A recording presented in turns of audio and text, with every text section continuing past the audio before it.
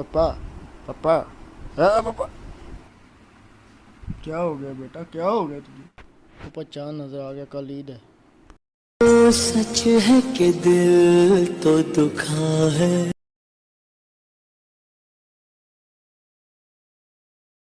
ओए, कल ईद है, चांद नजर आ गया, उठ जा। ईद इस वक्त 12 बजे चांद नजर आ गया। हाँ जी। तो अनाउंस हो गया है कि सुबह पाकिस्तान में 13 तारीख को ईद है। और हालात ये हैं कि हमने कपड़े जो दर्जी को दिए थे, वो बेचारा दर्जी भी अपना परेशान हो गया। और वो रात को बेचारे वो काम करेंगे और सुबह वो जनाब ईद नहीं करेंगे। वो लोग, उन लोगों का कोई दिल नहीं है। और भाई किस बेस पे तुम लोगों ने ये अनाउंस किया है? तुम हलाल कमेटी, हराम कमेटी, फुद्दू कमेटी, कौन सी कमेटी हो तुम भाई? किस बेस पे तुमने अनाउंस किया कि सुबह ईद है? सुबह तो रोज़ा है और हर सूरत रोज़ा ये